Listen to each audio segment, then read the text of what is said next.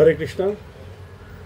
एकदा देवतांचे गुरु बृहस्पती हे स्वर्गलोकात जातात आणि स्वर्गलोकाचा राजा कोण आहे? इंद्रदेव।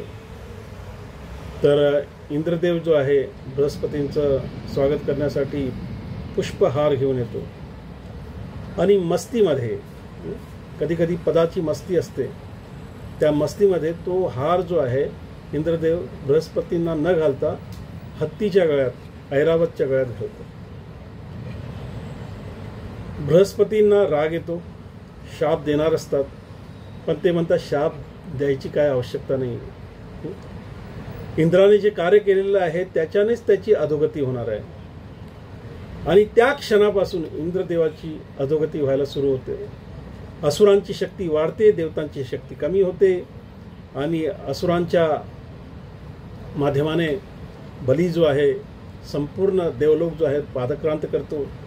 इंद्र आणि सगळे देवता जे आहेत वनवन भटकतात, शेवटी भगवंतांची शरण घेतात, वामनदेव प्रकट होतात आणि बली महाराजांना जे आहे सुतल लोकामध्ये प्रविष्ट करतात। पण सांगण्याचं तात्पर्य हे आहे की अहंकार जो आहे त्या अहंकारामुळे जे आहे बऱ्याच वेळेला आपल्या जीवनामध्ये खास करून जे आहे आध्यात्मिक जीवनामध्ये पतन होऊ शकतं।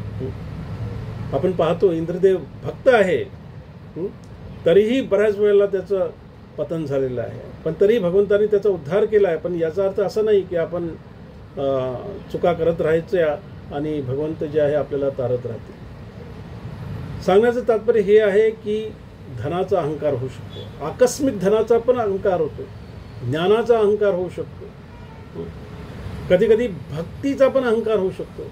इंद्रदेव स्वयं भक्त होता।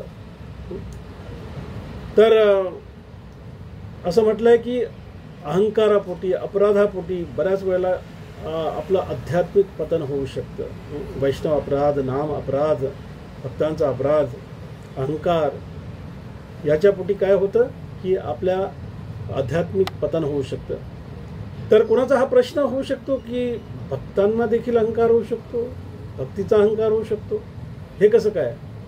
श्रुती स्मृती पुराण आदी पंचरात्रिका विधिं विला एकांतिका हरिर भक्ती उत्पाता ऐव कल्पते। तेव्हा भक्ती करणं चांगलं आहे, पण आपली मनगढंत भक्ती करणे, आपल्याला मनाला येईल तसं भगवंतांची पूजा अर्चना करणे, प्रार्थना करणे बरेच भक्त करतात।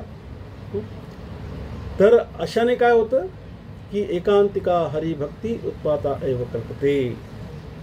तर कोणाचा प्रश्न हा पण असू शकेल, जर भक्तीमध्ये पण अहंकार निर्माण होऊ शकतो तर मग करायचं काय?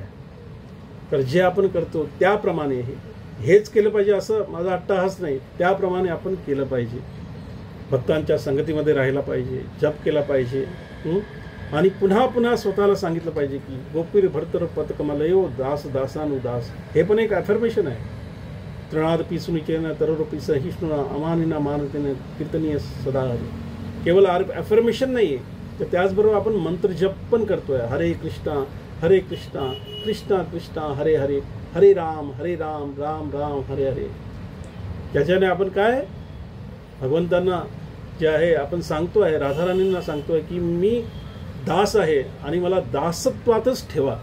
जेव्हा या भावनेने राहून आणि त्या भावनेने जेव्हा जप करू तेव्हा मग अपराध होणार नाही आणि भगवंतांचं प्रेम जे आहे शाश्वत काळासाठी आपण प्राप्त करू शकतो। हरे कृष्णा।